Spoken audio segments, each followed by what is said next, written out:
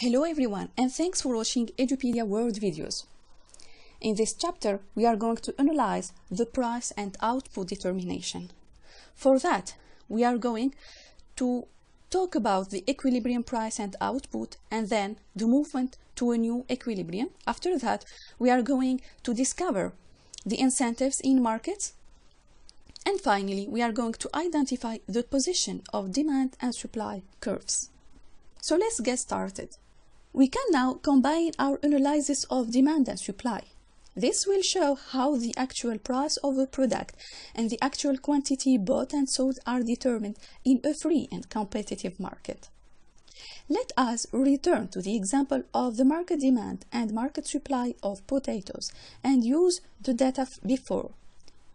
These figures are given again in this table. What will be the price and output that actually prevail? If the price started at 20 per kilogram, demand would exceed supply by 600,000 tons. Consumers would be unable to obtain all they wanted and would thus be willing to pay a higher price. Producers, unable or unwilling to supply enough to meet the demand, will be only too happy to accept a higher price. The effect of the shortage then will be drive up the price. The same would happen at a price at 40 per kilogram. There would be still a shortage. Price would still rise. But as the price rises, the quantity demanded falls and the quantity supplied rises. The shortage is progressively eliminated. What would happen if the price of potatoes started at a much higher level, say at 100 per kilogram? In this case, supply would exceed demand by 600,000 tons.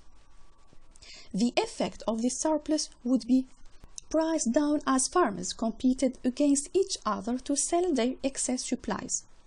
The same would happen at a price of 80 per kilogram. There would still be a surplus and price would still fall. In fact, only one price is sustainable, the price where demand equals supply, namely 60 per kilogram, where both demand and supply are 350,000 tons. When supply matches demand, the market is set to clear. There is no shortage and no surplus.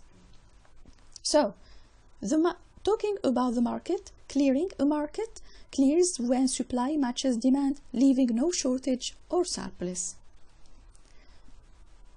As we have already seen in the last section, the price where demand equals supply is called the equilibrium price, and we'll return to this in more detail in the future videos. In the last table, if the price starts at anything other than 60 per kilogram, it will tend to move towards 60. The equilibrium price is the only price at which producers and consumers' wishes are mutually reconciled, where the producers' plans to supply exactly match the consumers' plans to buy. Hence, the equilibrium is the point where conflicting interests are balanced. Only at this point is the amount that demanders are willing to purchase the same as the amount that suppliers are willing to supply. It is a point that will be automatically reached in a free market through the operation of the price mechanism. The determination of equilibrium price and output can be shown using demand and supply curves. Equilibrium is where the two curves intersect. This figure shows the demand and supply curves of potatoes corresponding to the data in the last table. Equilibrium price is PE 60 and the equilibrium quantity is QE 350,000 tons. At any price above 60, there would be a surplus. Thus, at 80, there is a surplus of 330,000 tons. More is supplied than consumers are willing and able to purchase at that price. Thus, a price of 80 fails to clear the market. Price will fall to the equilibrium price of 60. As it does so, there will be a movement along the demand curve from point D to point C, and a movement along the supply curve from point D to point C. At any price below 60, there would be a shortage. Thus, at 40, there is a shortage of 300,000 tons. Price will rise to 60. This will cause a movement along the supply curve from point B to point C, and along the demand curve from point B to point C. Point C is the equilibrium, where demand equals supply. Let's talk about the markets, equate demand and supply. Let the market decide. Markets forces will dictate. You can't back the market. These sayings about the market emphasize the power of market forces and how they affect our lives. Markets affect the prices of the things we buy and the incomes we earn. Even governments find it difficult to control many key markets. Governments might not like it when stock market prices plummet or when oil prices soar, but there is precious little they can do about it. In many ways, a market is like a democracy. People, by choosing to buy goods, are voting for them to be produced. Firms finding a market for their products are happy to oblige and produce them. The way it works is simple. If people want more of a product, they buy more and thereby cast their votes, that is to say, their money, in favor of more being produced. The resulting shortage drives up the price, which gives firms the incentive to produce more of the product. In other words, firms are doing what consumers want, not because of any love for consumers or because they are being told to produce more by the government, but because it is in their own self-interest. They supply more because the high price has made it profitable to do so. There is an important concept because to understand market forces, the forces of demand and supply, it is to go straight to the heart of the market economy. And in this process, prices are the key. It is changes in price that balance demand and supply. If demand exceeds supply, price will rise. This will choke off some of the demand and encourage more supply until demand equals supply, until an equilibrium has been reached. If supply exceeds demand, price will fall. This will discourage firms from supplying so much and encourage consumers to buy more, until once more an equilibrium has been reached. In this process, markets act like an invisible hand, a term coined by the famous economist Adam Smith. Market prices guide both producers to respond to consumer demand and consumers to respond to changes in producer supply. In many circumstances, markets bring outcomes that people want. As we have seen, if consumers want more, then market forces will lead to more being produced. Sometimes, however, market forces can bring adverse effects. We explore these at various parts of the course. It is important at this stage, however, to recognize that markets are rarely perfect. Market failures, from pollution to the domination of our lives by big business, are very real. Well,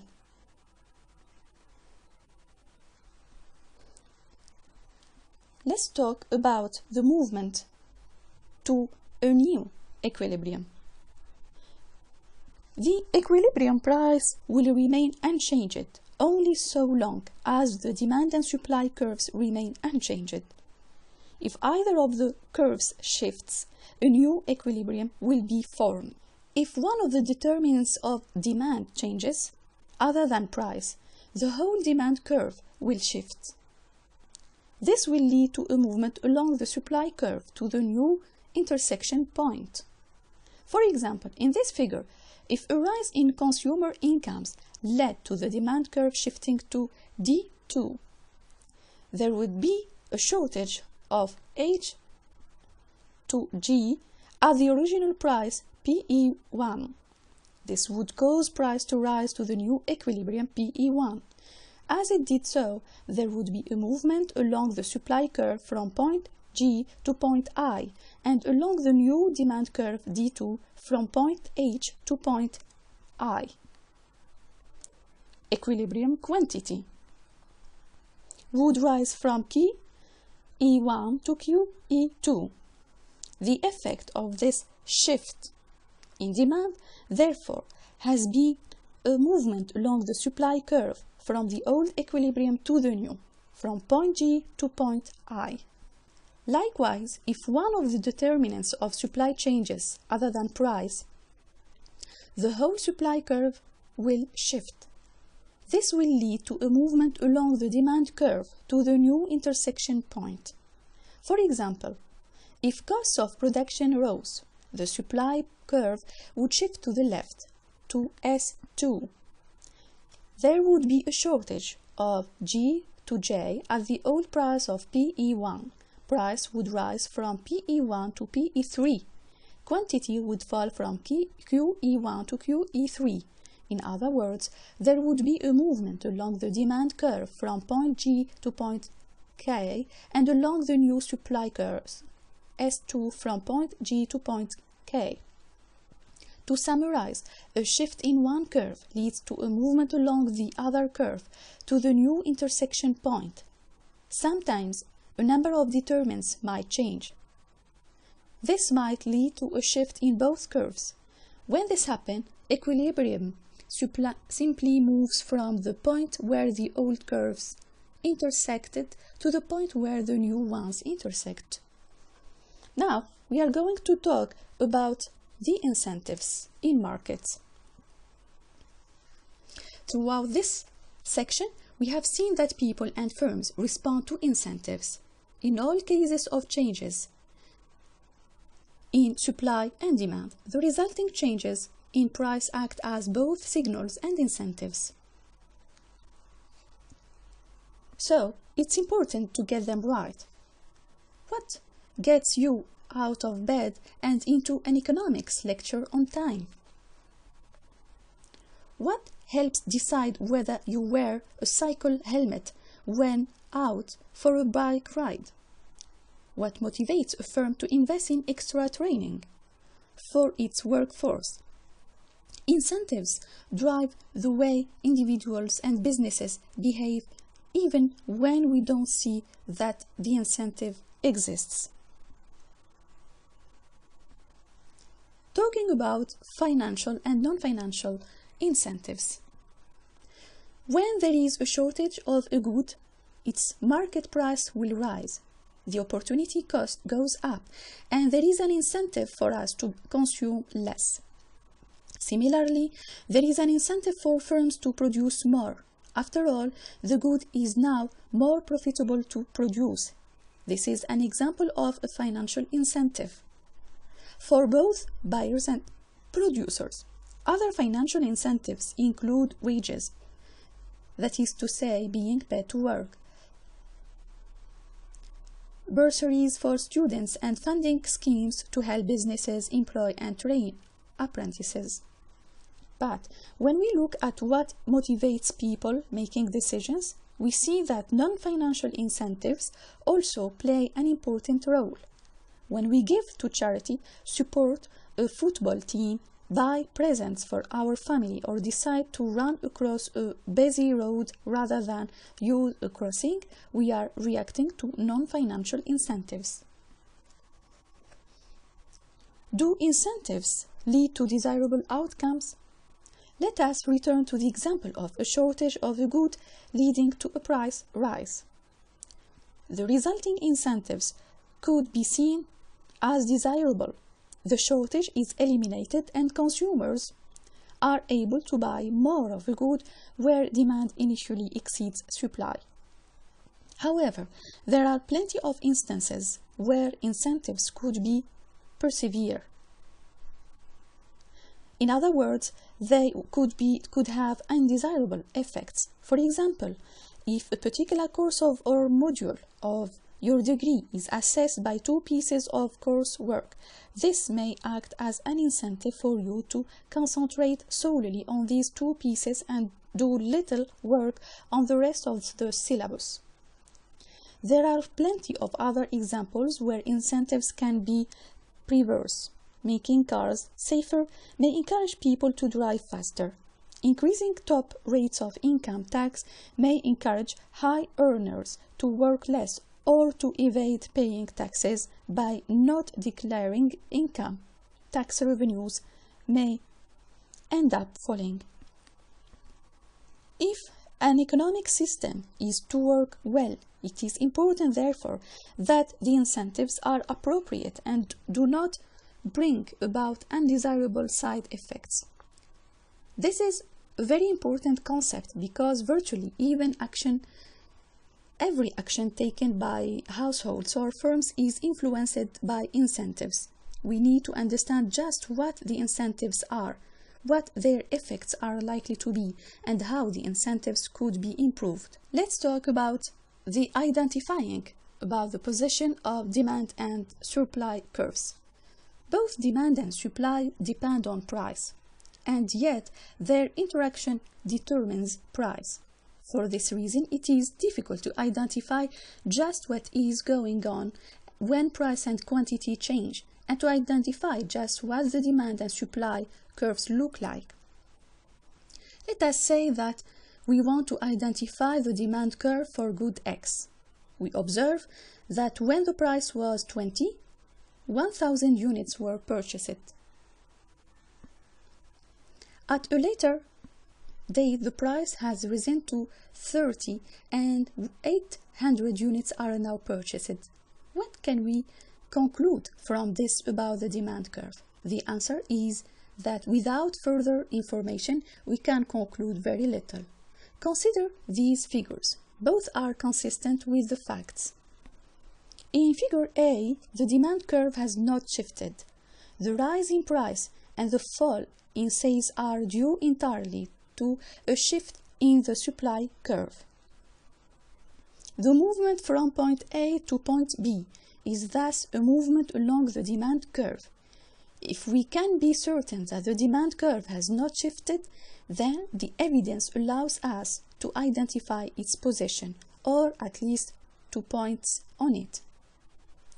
In figure B, however, not only has the supply curve shifted, but so also has the demand curve. Let us assume that people's tastes for the product have increased. In this case, a movement from A to B does not raise out the demand curve. We cannot derive the demand curves from the evidence of price and quantity alone. The problem is that when the supply curve shifts, we cannot know whether or not the demand curve has shifted, and if so, by how much. How would we know, for example, just how much people's tastes have changed? The problem works the other way around too. It is difficult to identify a supply curve when the demand curve shifts. Is the change in price and quantity entirely due to the shift in the demand curve, or has the supply curve shifted too? Hence, this is known as the identification problem, because it is difficult to identify just what is causing the change in price and quantity. So, the identification problem is the problem of identifying the relationship between 2 variables. For example, price and quantity demanded from the evidence when it is not known whether or how the variables have been affected by other determinants. For example, it is difficult to identify the shape of the demand curve simply by observing price and quantity when it is not known whether changes in other determinants have shifted the demand curve. So let's sum up. In this chapter, we saw that if the demand for a good exceeds the supply, there will be a shortage. This will lead to a rise in the price of the good. Then, we saw that if the supply of a good exceeds the demand, there will be a surplus. This will lead to a fall in the price. In section 3, we talked about the price that will settle at the equilibrium. The equilibrium price is the one that clears the market, the price where demand equals supply. For if the demand or supply curve shifts, this will lead to either to a shortage or to a surplus. Price will therefore either rise to or fall until a new equilibrium is reached at the position where the supply and demand curves now intersect.